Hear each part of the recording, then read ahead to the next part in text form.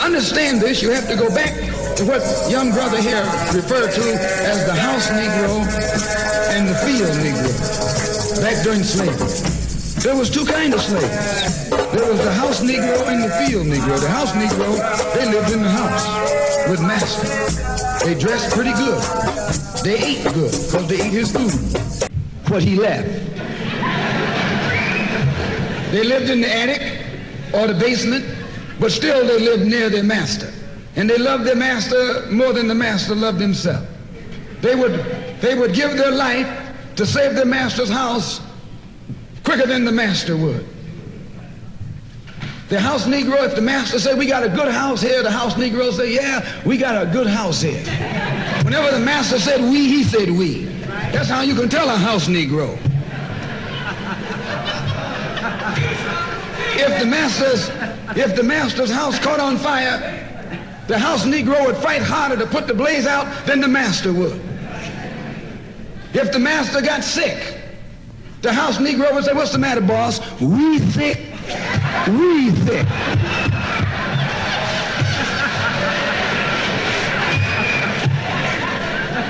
He identified himself with his master more than his master identified with himself.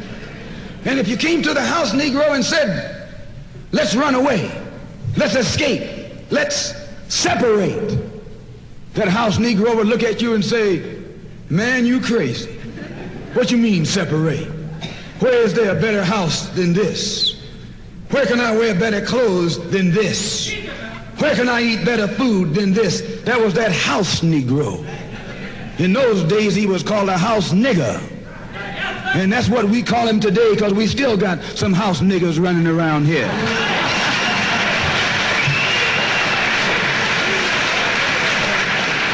You're not going to straighten up on any word from me. Just the better ones of you.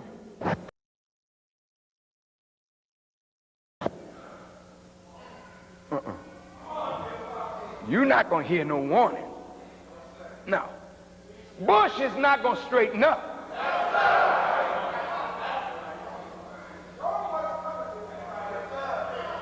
Deng Xiaoping is not going to straighten up. The world leaders are bent on their course. They don't straighten up with no preaching. The shock of the hour has to be so powerful that it casts terror into the heart. Make you drop to your knees like the oxen that is being laid under burden. Force you to pray to whatever God you think you I'm a slave from a land so far. I was caught and I was brought here from Africa. I'm a slave from a land so far. I was caught and I was brought here from Africa. Well, it was licks like fire from the white slave master every day, and down on the knees, weeks and weeks before we crossed the seas to reach in the West Indies. Then they make me work. I said I work. Good Lord, no pay. I toil, I say I toil so hard each day. I'm dying,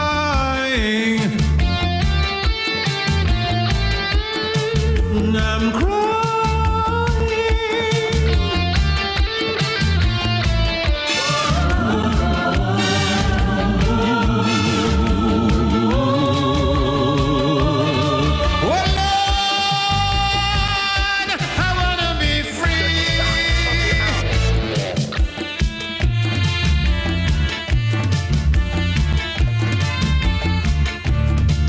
To understand this, you have to go back to what young brother here referred to as the house Negro and the field Negro.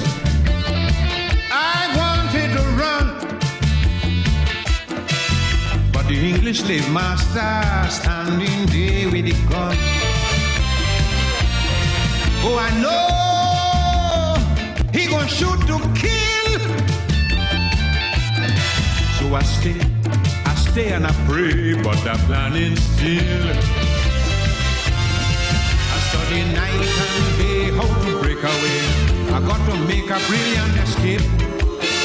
But every time I think about the whip and them dogs, my body that start to shake. He made me work. I said I work. Oh Lord, no pay. I toil hard each day.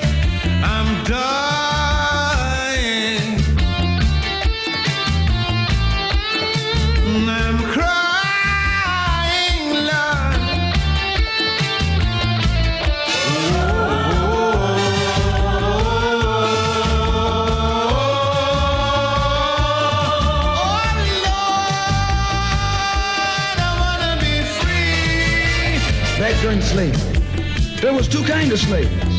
There was the house Negro and the field Negro. The house Negro, they lived in the house with master. They dressed pretty good. They ate good because they ate his food. In my heart, there was much to say. And I hope that the boss would have listened to me someday. Although he knew my request was small, 'twas the sting of the whip there to answer me when I called. We had to chant and sing to express our feeling to that wicked and cruel man. That was the only medicine to make him listen. And his so calypso began. He made me work and said I work. Oh Lord, no pay. I toil, I toil, I toil, I toil, I say I toil hard each day. I'm dying. I'm crying.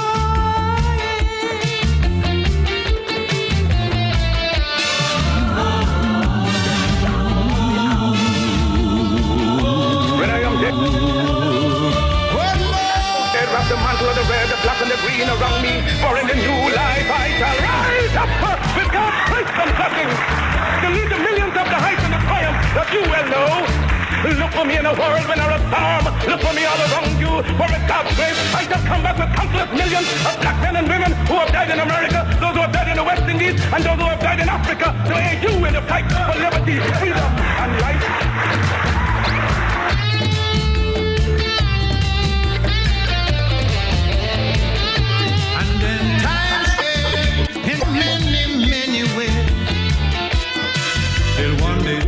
Somebody said, free the bloody slave.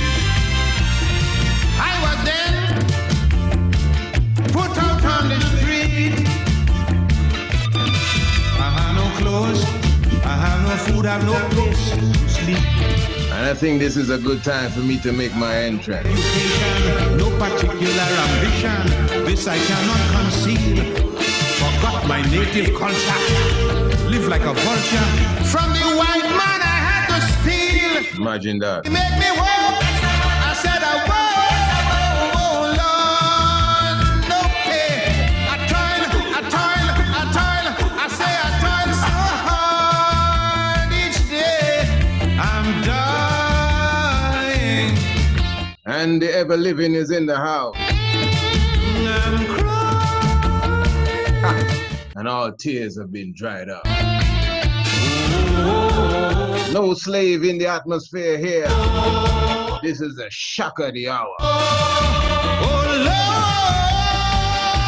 I wanna be free. And all prayers are answered. Hey, that's the voice of, hey, before we touch the voice of, let's get all praises and honor to Emperor and Philosophy first. Give thanks to the Father and Mother of creation. Glorify the Empress that was around with him, Empress Mene. And once again, you're in the shock of the hour zone. Every night they're listening to that voice of one that is known as the mighty Sparrow. And of course, you know, you're in the tiger's nest here. The Honorable Priest Isaac with you, definitely giving thanks for your presence. Again, this is the Mystic Vibrations Shock of the Hour. This is a program that comes to you every Monday, like a day like today, the 13th day of July, every Tuesday, Wednesday, and Thursday. We definitely come to you on a different level, you know, taking it to a different heights. And this is the program that we, you know, give thanks and praises that we can come and unravel the different levels. Of course, we intend to do that this evening. On the table tonight, we got a stack of pancakes that we will be definitely going into. And of course, that's another thing you got to learn about the mystic. We keep it alive here, you know. This ain't no joggy and no sleepy, nobody snoring here. We keep the levels up full. So we'll be going into the whole vibes as it relates to Nancy Green. We're talking about the Aunt Jemima, and of course, right now she's in the news again, and you know, Uncle Ben is taken down, and What was a fella named Raspas, the cream of wheat. The fella is really cream of rice, really, but they're taking him down to good old Aunt Jemima is moving, and that fella there, even the Quaker fella, I think they want to move him to the Society of Friends. I always told you, man, you got to be careful when you eat from them people there. You don't know all the serial killers. You know the serial killers. You don't know the serial killers. Captain Crunch, that's a serial killer. Frosted Lucky Charms, they're magically delicious. The little leprechaun, that's another serious killer. Serial killer. What become of the frog, the stick even the rooster. I mean, all of them serial killers. I mean, they kill it. Cocoa Puffs. We thought Frosted, Tony the Tiger. Yeah. Yeah, careful with the tiger there. But yeah, man, all of them serial killers. So yeah, definitely give thanks. Obviously, you hear the voice of the Honorable Princess Acacia Menin, and she will be bringing you the Kiswahili word of the day in a very short moment. And let me say again, for all those who are not subscribers to this nightly program, of course, you know, all you have to do is contact us via email, priestisaac27@gmail.com. Was that Earthquake? Okay, priestisaac27@gmail.com. Just getting a little shaking there, so give thanks to Marcus Garvey in the region, or whatever the case may be. And you could just contact, we give you more information as it relates to this program, becoming a part of the subscription team. We have a monthly subscription, we have a 6-month subscription, we have a yearly subscription, and of course, you know, once you subscribe, all you have to do is sit back and relax, and you know, this program and programs very similar to this comes to you each and every evening. You definitely get it in your inbox after the program is recorded, and you upload it to your own, you know, your library, archives, whatever the case is, so you have it for generations to come. And of course, as I said, this is the shock of the hour. So you just contact us via the email and you get more information as such. The Honorable Princess Acacia Menin is here with us. And as I said, we'll be going through the Kiswahili word of the day. She'll be bringing that to you right about now. And of course, you know, this is always a strength from the time that the Honorable Princess has been doing this. You know, I'm sure a lot of you have been, you know, getting strong in your vocabs, and to be honest, your vocabulary, but to be honest, Honorable Princess, there are those amongst the listeners who have even, you know, given so much praises to you for this work, and have also gone on to go into their own studies as it relates to Kiswahili, and you know, done their own research, and now have been able to even speak a few words in the language. So of course, all respect to you. So Honorable Princess, speak to our people. Blessed love, welcome to the Kiswahili word of the day. Today's Kiswahili word of the day is nguvu, which means power. Okay, hold on. Is who? Nguvu. Nguvu. Yes. Nguvu. Could you spell that for us, my lovely daughter? Yes. Nguvu. Nguvu. Okay, give thanks to the wonderful princess. And you say that means power. Yep. Oh, Lord. Take it away. There are other ways to say power. Nguvu, uwezo, uweza, madaraka, kiwashio, nishati, mamlaka, and umeme. Okay, wow. And all of these means power. Yep. Okay, wow. It can also mean strength, force, strong, powerful energy, able, ability, capacity, potential, yes, and capabilities and strengths. Very, very wonderful. Okay, could you give me the Kiswahili words there again? Just to hear them as well too. Nguvu, uwezo, yes, uweza, madaraka, kiwashio, nishati, mamlaka, and umeme. Wonderful, my goodness. Oh, that's marvelous. Give thanks. Okay. Now one sentence here. Okay. Nguvu ya hotuba, the power of speech. You're so beautiful. I mean, give thanks to the Honorable Princess, you know, for, you know, I'm so inspired, you know, believe it, you know, this ain't no acting here. I'm very inspired, you know, just to sit and take in the research of the Honorable Princess, not taught by myself this language as such. Of course, I know the inspiration is here, but she has taken the inspiration and has done something with it, and has, you know, reached to that level. Yeah. So you're going to give us that sentence one more time. Nguvu ya hotuba, the power of speech. The power Oh, speech. See, speech, the language. Yes. Oh, and another one. And Nguvu zake ya ukolezi. His powers of concentration. Powers. Concentration in speech. Yes. That is also the key spelling word of the day. That's it. Kwaheri. Tuonane tena. Blessed night, princess. All right, wonderful. Okay, that was mighty there. Thank you, Honorable Princess, for such a strength. And yes, we really do appreciate love that key Swahili word of the day. And yeah, give thanks. As I said, she's self-taught within that subject area, just as the prince is highly self-taught. To be honest, you know, vast majority of what you hear him speak of on the scientific fact of the day as well, self-taught as well. And but I know the motivation obviously has to come from the root and the foundation. But you gotta show appreciation to those who take the word, because as children anyway, sometimes we take it hard to take the word, but you know, give thanks for these young ones who have taken the word.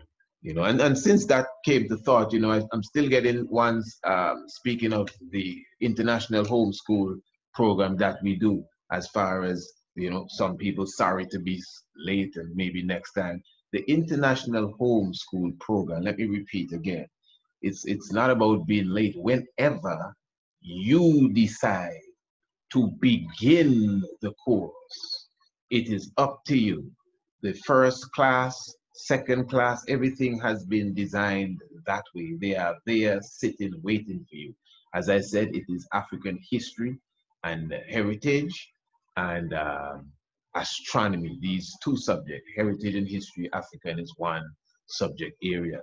So it is not, you have to wait until next year or the year after. It is somewhat similar to the shock of the hour. The program is sent to you on a daily basis. And it is a 20 to 30-minute classroom session where we highlight, as I said, the subject area, African history and heritage, which comes every Tuesday and Thursday, while the astronomy comes every Monday and Wednesday.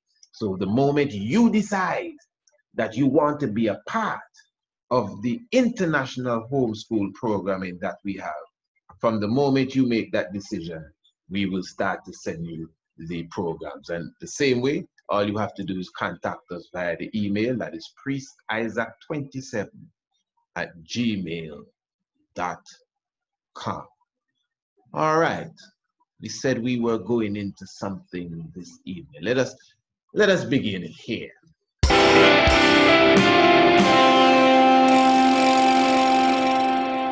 On March 4th, 1834, Nancy Green was born into slavery in Montgomery County, Kentucky. The Civil War came and went, and in her early 30s, Nancy found herself a free woman. She headed north to Chicago, where she worked as a housekeeper and nanny for a judge, cooking for his family and taking care of his two young sons, Charles and Samuel Walker. So how did Nancy become Aunt Jemima? Let's fast forward to 1888, when a newspaper editor from Missouri named Chris Rhett teamed up with his friend Charles Underwood to buy a flour mill. The two men named their company the Pearl Milling Company, but there was a big problem.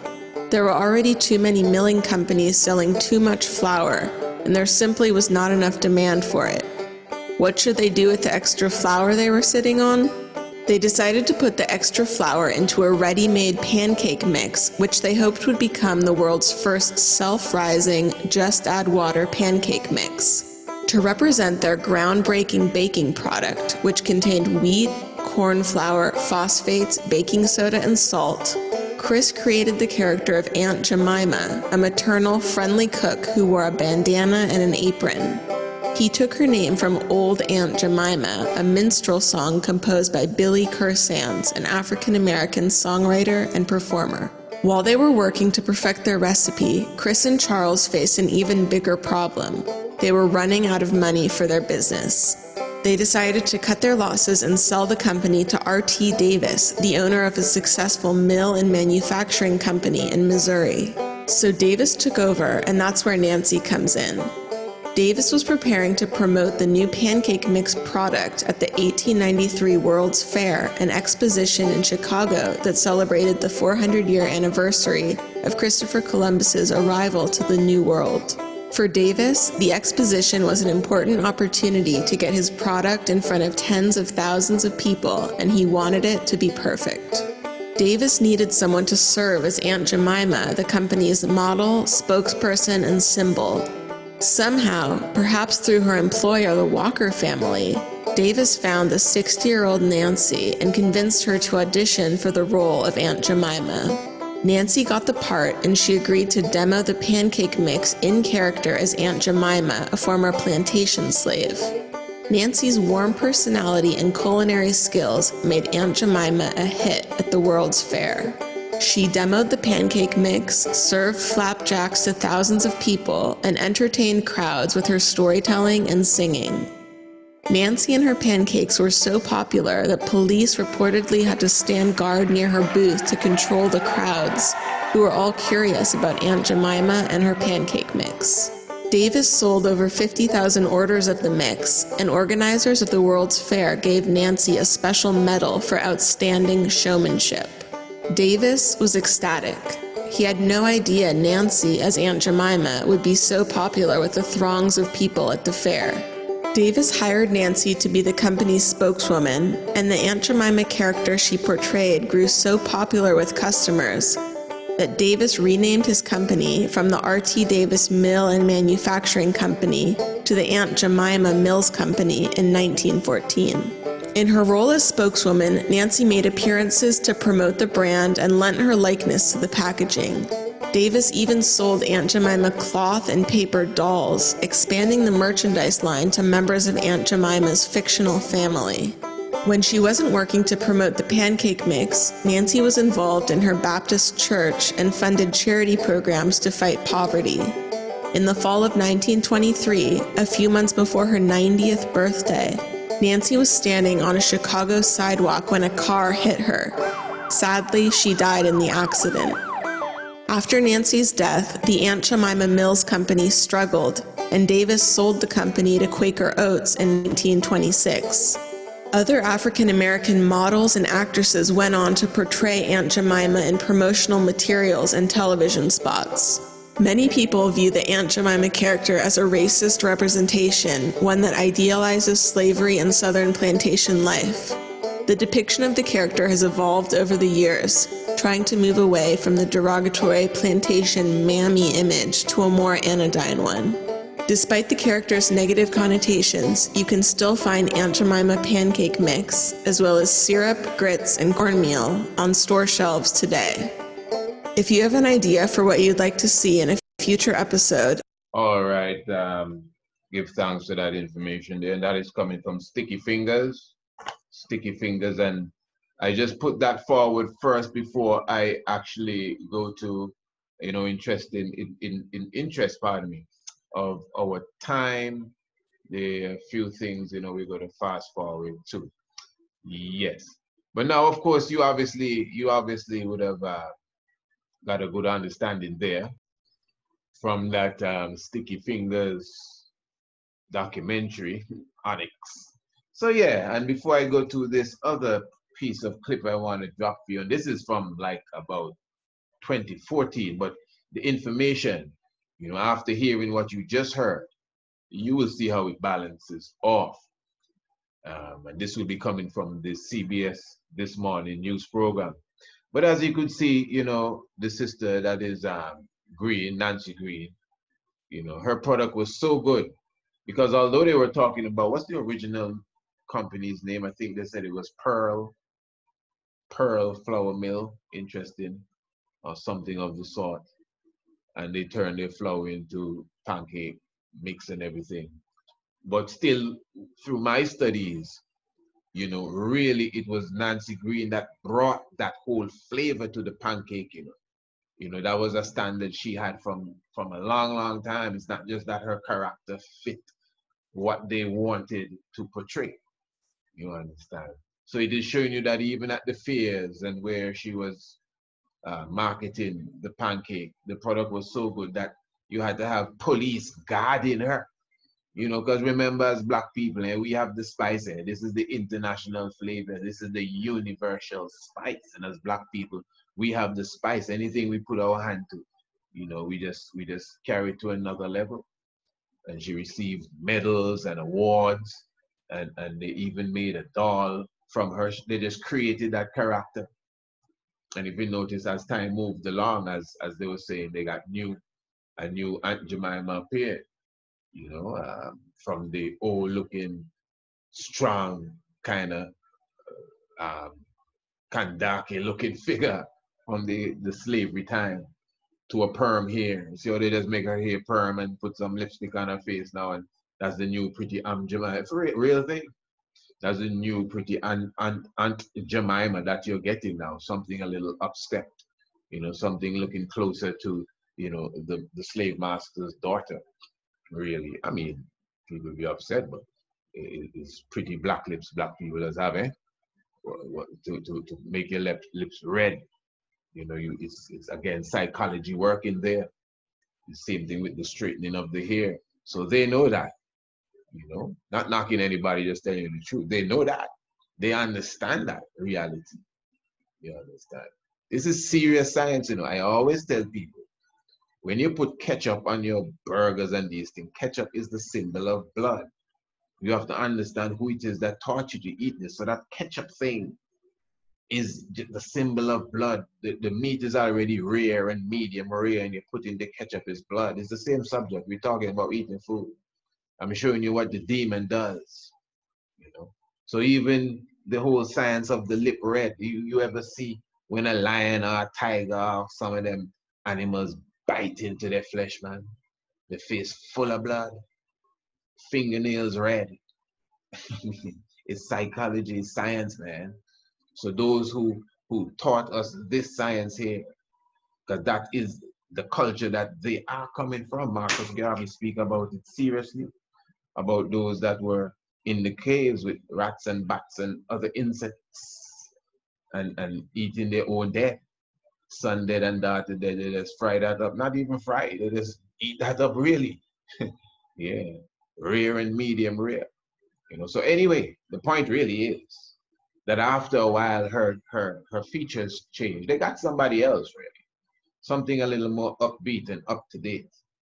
You know, something that would, you know, more, you know, resonate with the new black woman that is coming into, and the new people, really, in general. All a part of the psychology. But let us go to the Sunday morning, the CBS This Morning partner. The descendants of a woman who they say portrayed Aunt Jemima are suing the brand's owner, Quaker Oats. They want $2 billion. Now, the family claims that the food giant promised to pay their great-grandmother a percentage of the profits. Jerika Duncan is here with the new fight that goes back generations. Jerika, good morning. Good morning, Gail. The Aunt Jemima brand has without a doubt evolved over time, but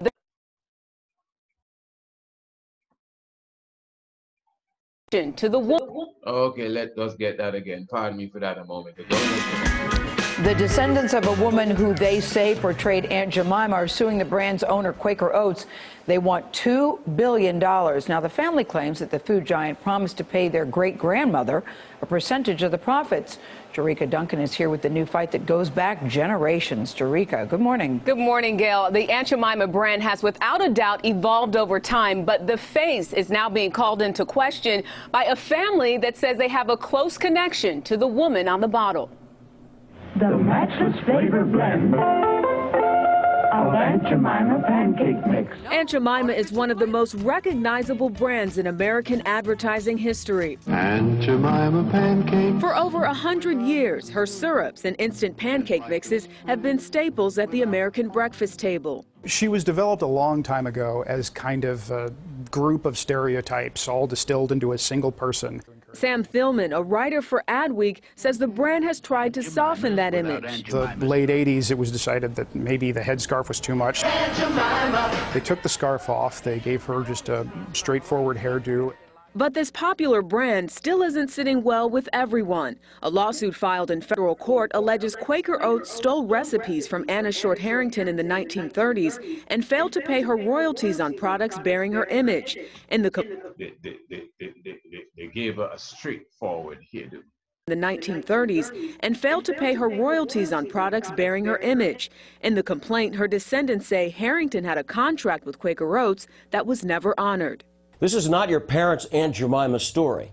Attorney Jonathan Sherman has represented plaintiffs and defendants in other class action lawsuits. This is about how corporations are alleged to have taken the value of the likeness of the actual person or people who gave meaning to Aunt Jemima and stolen it for themselves. Quaker Oats, a subsidiary of PepsiCo, says Aunt Jemima was never based on an actual living person and denies such a contract ever existed.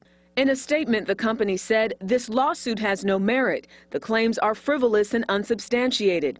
The Aunt Jemima brand is not and never has been based on any one person. We are confident this legal matter will be resolved in our favor."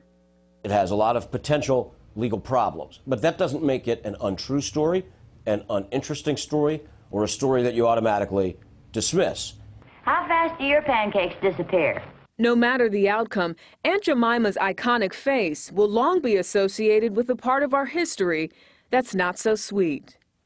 A federal judge will decide whether to dismiss the case. Meanwhile, Quaker Oats maintains Aunt Jemima products stand for warmth, nourishment, and trust, and says the goal these days is to appeal to diverse backgrounds.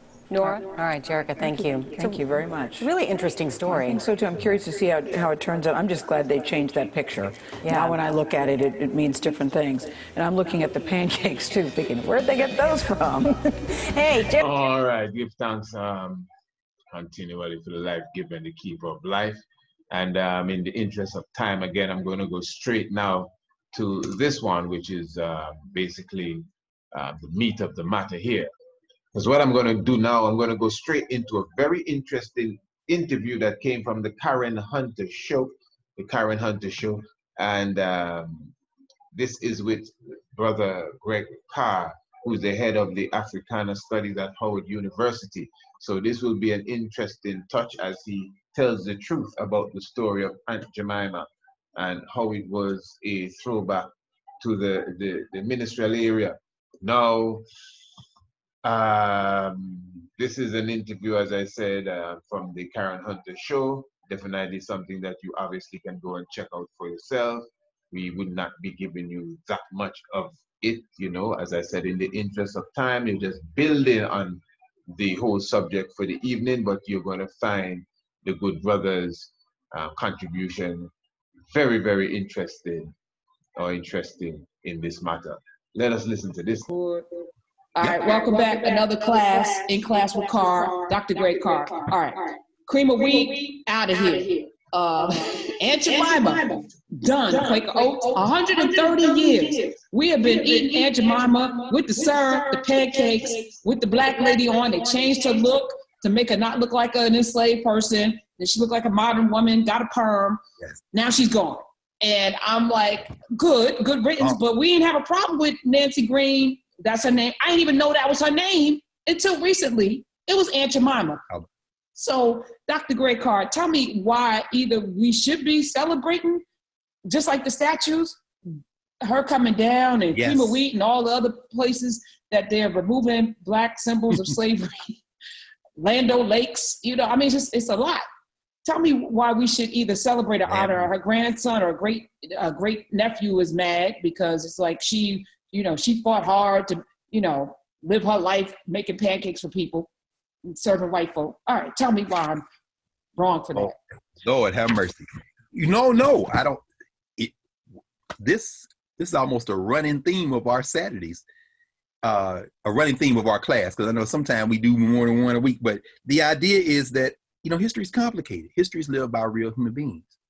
And I could get the family being angry. In fact, when, earlier when we were going back and forth, when the idea came to mind, when you said, let's talk about Nancy Green, the original Aunt Jemima. You shared with me some information, I guess there's a lady in Chicago who's trying to trace her down, put a headstone on her grave. She doesn't have a headstone. And so pause for a second. She was so important that she's buried in an unmarked grave. She was so important. How about that? Not unusual, because if it hadn't been for Alice Walker, and then a bunch of black women, Zora Hurston wouldn't have a headstone. George Washington Williams, who was the hero of many black historians, including John Hope Franklin, who wrote his biography. John Hope Franklin had to find George Washington Williams's grave in England and get a headstone for it. I mean, George Washington Williams, he wrote books that Carter G. Woodson read when he was in Oliver Jones' little parlor in West Virginia when they was all coal miners, and Woodson's job as a teenage boy was to read the newspapers to the brothers who couldn't read, who were veterans of the Civil War, some of them, and they stocked the whole little room in this little house with books and newspapers. Woodson's job was to read, and one of the books he read was by George Washington Williams, which inspired him in part to become a historian. That brother didn't have one of the early black historians. So it's not unusual for us not to have headstones. I mean, in fact, I'll say one other, Alain Locke, the great philosopher. I went to Alain Locke's funeral. That's a story for another day, because his ashes stayed out of the ground until about 5-6 years ago, because he died without any heirs. He died without any family. I mean, he was a gay man in the 1930s, 20s, 30s, 40s, and 50s. Not that he couldn't have had children, but the woman he worshiped in his life primarily was his mother. His mother predeceased him. And she was buried in D.C., but gentrification, moving stuff out, they moved all those graves out into Maryland, and we don't know where his mother is buried. I mean, so it's not unusual for these kind of things. I'm saying that to say that Nancy Green becomes a figure. But I'm sorry, because as you're talking. We're talking. No, I know. Yeah. As you're talking, I'm wondering about the importance of burial to Black people. Like, is that something that is germane to us African-wise? Because I feel like my dad died, and he had bought his headstone and his grave way back when he was in his 30s, because he wanted to make sure nobody had to worry about him there. And what happened was his sister died, and his mother died, and he ended up having to give up his grave for his family members. So when he died, and they lost his headstone. So I'm like, I'm never going to a gravesite. My daddy's not there. I'm not putting flowers on anything. I'm not that person that's gonna, and maybe it's unusual, but I'm like, why do we put such value on like monuments even to go to a gravesite? Is that African? Am I seeing something wrong? And as you're mentioning all these unmarked graves, I want to celebrate the life of that person through continue to talk about them, not go visit them at a gravesite. But please tell me how I should see this. It's interesting. I think there is a book by Cecilia O'Leary called To Die For. She talks about the place of sacrifice in building the idea of a country, of a nation. And what she does is go through the rituals of American identity. So many of them are tied up with blood sacrifice. In fact, there's another very good book that I kind of like. I like these together. It's called Blood Sacrifice and the Nation. I forget the name of the author's name, but the name of the book is Blood, Sacrifice, and the Nation. And in that book, what you see is that these two scholars ask a question. They say, how Western anthropologists like to look at other societies and say, this is a tribal custom of the, people in Malawi, or here we go to Micronesia and we see this is how they honor their dead. She said, what if these two authors of Blood, Sacrifice, and the Nation, and it's kind of a similar theme in Hazel O'Leary's To Die For, Cecilia O'Leary, because what O'Leary does is mark some of the holidays, Memorial Day, Flag Day, the President's Day. I mean, why are these the Star Spangled Banner? When does that become the national anthem? Why do you need these rituals? And then how many of them are militaristic? Because, a lot of these statues getting pulled down are military statues. Why we got these damn soldiers? Because killing and dying is at the center of the idea of the Western nation. Because you go overseas, Napoleon. You go overseas, Richard III. You're gonna have this whole notion of death is at the center of sacrifice and the center of identity. So in Blood, Sacrifice, and the Nation, what these two authors say is, Carolyn Marvin. I just looked it up. Carolyn Marvin is the author of that. Carolyn Marvin. Very good. Thank you. Very important. Because when she says, then Professor Marvin says, and her co-authors say, what if we use those same terms and just looked at America? So they got like a picture of like when Eisenhower died, President Eisenhower, and he's laying in state in the Capitol Rotunda, and you see people and they come in, they walk around the casket. It's like the caption is, you know, the Americans come to circle their fallen leader before they take him to the cemetery. Then you go to Arlington National Cemetery on Memorial Day and you see the flowers that say the tribe begins to put the flowers on the graves of its dead so that those ancestors won't come back to haunt them. I mean, all this kind of, I mean, in other words, don't take America out of human rituals, death rituals, because those death rituals are what reinforce the tomb of the unknown soldier. I mean, all these kind of things. So no, it isn't particularly African in a broad human sense. However, it is absolutely African in terms of how we manifest. Many times we manifest how we honor the dead. So for example, the Bakongo people of Central Africa, Robert Ferrier, Bunseke Fukuyao, who's a Congolese scholar, writes about this and talks about this, but most people would know it, they know it at all from the work of Robert Ferrier Thompson, who's a art historian, really, culture historian at Yale University. He's retired now as an elderly guy from Texas, white dude, very interesting scholar. He says, you know, the idea of dirt for Black people is very important. And dirt, in the sense, dirt, plants, organic material, it's the origin of the charms or paquettes you see in Haitian Vodun. It's the whole idea of having something from where you're from. So you might have a little piece of dirt you put in something you carry with you, or something that's, it's also the origin of the idea of organic material. You know, Black people come in and say, you know what?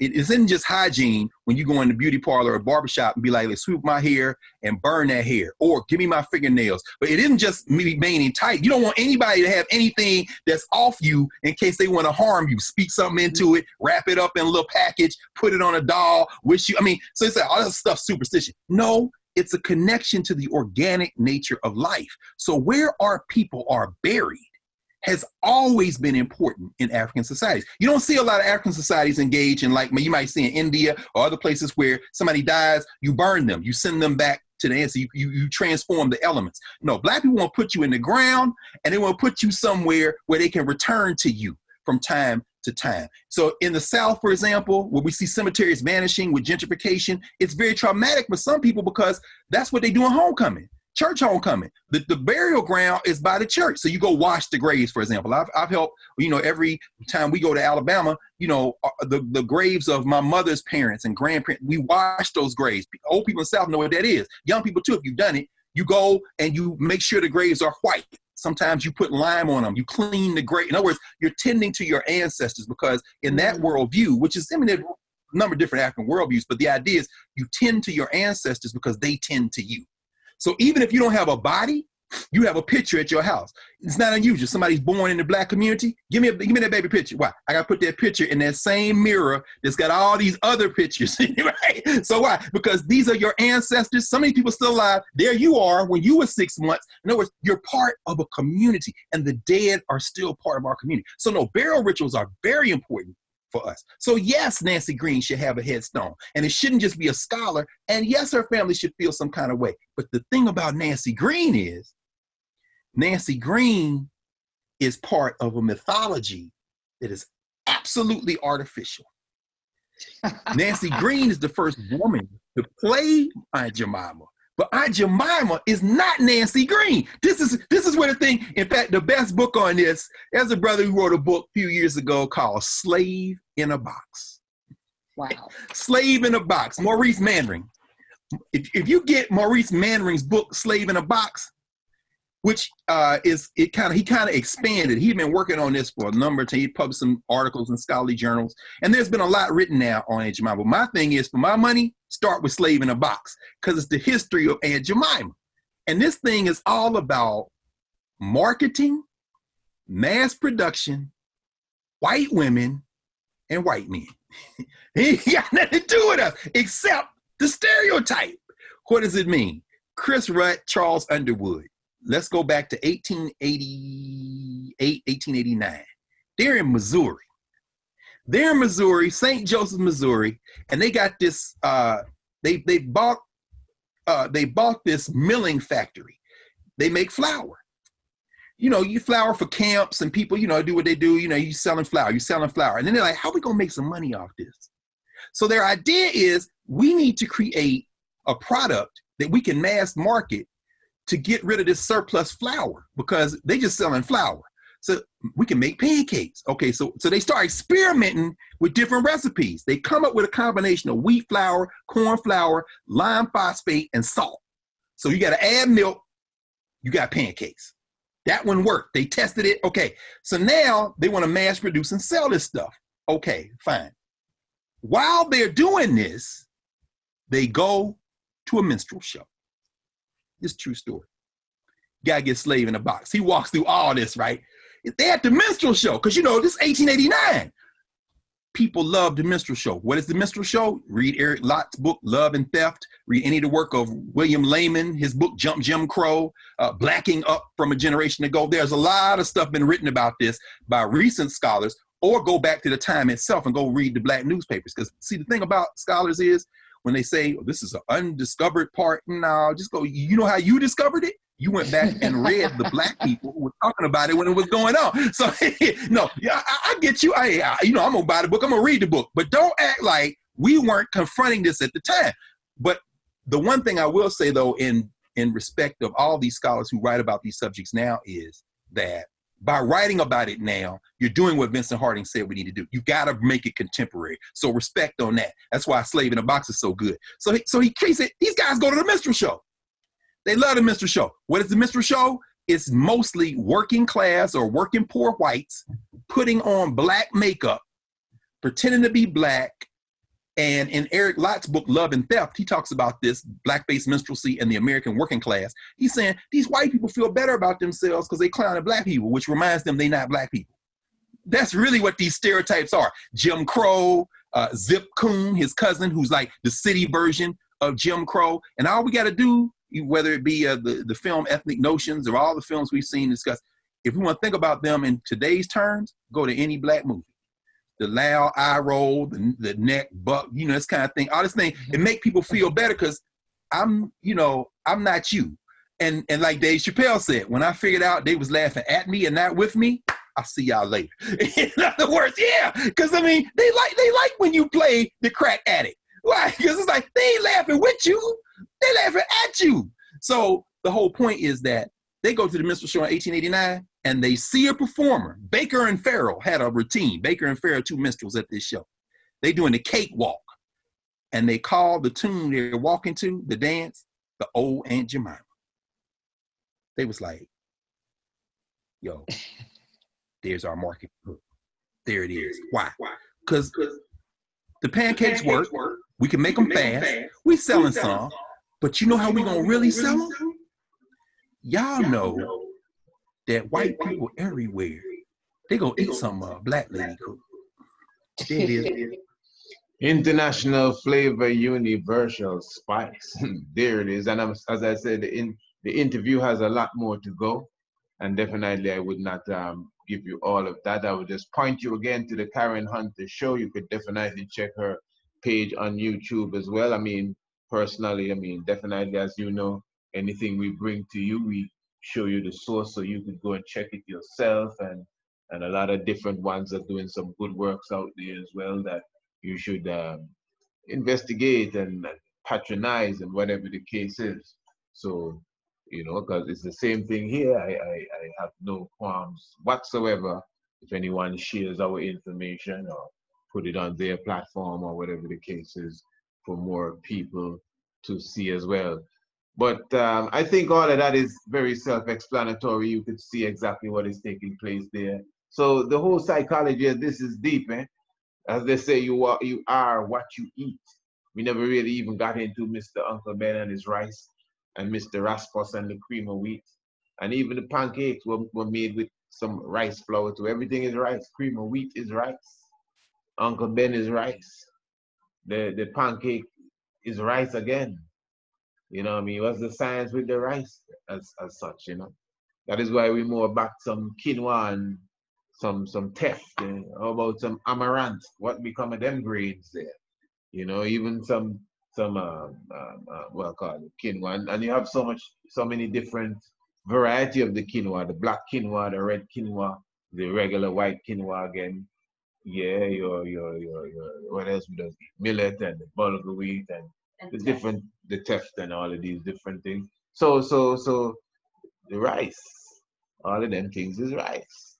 That's interesting. Gotta look into the rice thing there, man.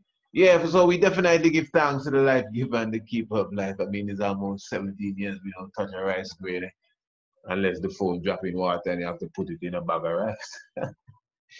Yes, of course, as I said, it's been a wonderful program. We're going to step off here. But let me say before I go, very important too that the PayPal is now available. The PayPal is now available as well. That is a very important thing. And even as it relates to our book, the Heavens Declare the Glory, it is now available on Amazon. The Heavens Declare the Glory, that is Rastafari and the Cosmos. So you can get it on Amazon. You just go to Amazon and you type in the Heavens Declare the Glory. Priest Isaac, Rastafari and the Cosmos, anything like that, he'll definitely carry you there. The Heavens Declare the Glory by Priest Isaac. And of course, the True Biblical Land of Israel and the book Anu, Ancient and Modern. So just get the titles correct. Anu, Ancient and Modern, Revisited, by the way. Anu, Ancient and Modern, Revisited. That's the full title, but basically Anu, Ancient and Modern should carry you there. And the True Biblical Land of Israel. The True Biblical Land of Israel. That as well is also available, these 3 books, for those who prefer to go the Amazon way. But remember, you could get these books directly from me. When you contact us, we send the whole PDF file to you via the email in book fashion, as well as, we still have the offer for a limited time, but the time is not up as yet, where you could get the 3 books from us. The 3 books, our brand new ebook, which is The Heavens Declare the Glory. Again, Rastafari and the Cosmos, God's Message in the Stars. Yeah. The True Biblical Land of Israel, which speaks of the reality that Africa and Arabia are the land of Israel as the Bible geographically describes. And of course, Anu, Ancient and Modern, which really goes into the spirit of the 108 square miles of Antigua and the mystics of the megaliths that align with the stars on Green Castle Hill. And when you get these books from us, they're just a $20 United States value, currency-wise. But we are giving you the 3 books for a $50 value. And at the same time, we are also giving you, for a limited time, once you take these 3 books, we give you a month's worth of the Shock of the Hour, a whole month's worth of the Shock of the Hour programs like this coming to you every night, without charge for a full month. So you could contact us. I don't think Amazon will give you all of that. But for those who prefer the Amazon, of course, you can check Amazon. And you can definitely get the books on Amazon. And remember, you could also do your transaction via the PayPal. So even for those subscribers as well, the PayPal is there. And you could just go straight to it if you desire and send forth your finance, and all those who would love to contribute and even send forward anything of sort. Anyway, that sounds like the clock talking there. We say give thanks to the life giver and the keeper of life in all good doings, and saying Emperor Haile Selassie first. And we definitely give thanks for all those who have tuned in with us this evening. And the subject area was definitely, well, spiritual and uplifting in all doings and saying. I and I don't make up I and I mind to go through the same thing like I and I forbearance go through. Bible, you do not know your history. The knowledge of the Bible is of history, and of course it takes some realize to realize the clear line. Lord Africa, right, Lord. Yeah. Cry blood, Africa, cry blood.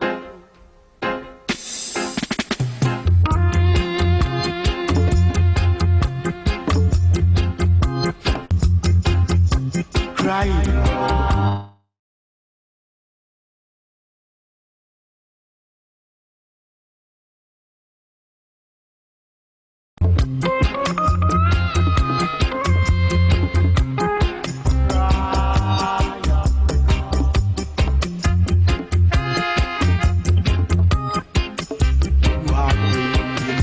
Africa. Say that they will like my sister. They were so presumptuous. Who dare them to say that? Cry.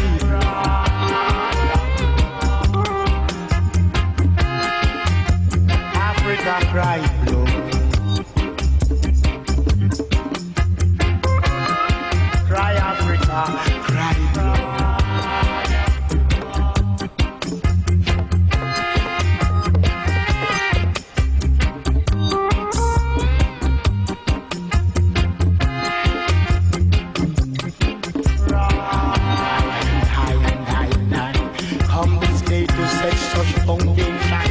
Foundation in foundation. If anyone should trouble, cry.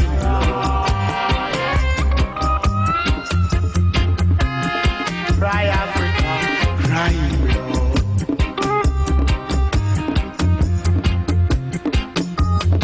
No more invasion.